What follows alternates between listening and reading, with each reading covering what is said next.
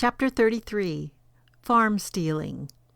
Thieves nowadays steal a variety of big and little objects, from jewelry and money to cars and cargo. The thieves operate under a double handicap. First, their thefts are against the law. And second, in terms of the real thefts today, theirs is petty theft, with a maximum risk and a minimum profit. The real thievery today, the big-scale stealing, is legal. One of the deadliest of these legal thefts is of farms. Deadly because it destroys the small farmer who is so important to a nation. Some politicians have repeatedly said, in one country after another, that small farms must go. Without resorting to outright confiscation, two methods can be used to wipe out small farms. First, a farm aid program of supports and grants can be instituted which will actually give more to the big farms and speed up the decline of the small farmer. Second, taxation can be used to wipe out the small farmer and to concentrate land into fewer and fewer hands. Very early in American history, the courts pointed out that the power to tax is the power to destroy, and, we can add, the power to steal as well.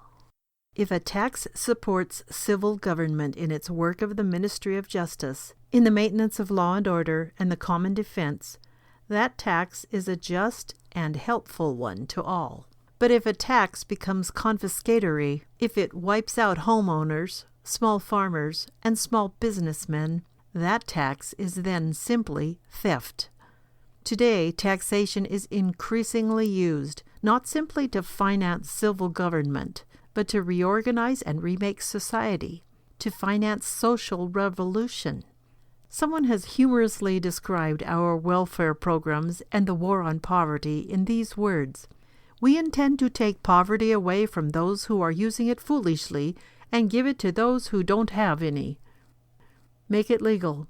Call it by all the high-sounding names you will. Stealing is still stealing, and it is against God's law.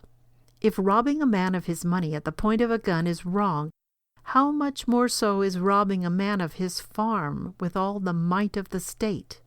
In the Mosaic Law, there was no property tax. The civil government was supported by a poll or head tax, which was collected from all men 20 years of age and older, and with the same rate for all. The tax thus could not be too heavy for the poor, nor could it ask too much from the rich. Taxation today is no longer geared to providing for law and order. The more taxes rise, the less law and order we have. Taxation is now the power to destroy, and it is stealing.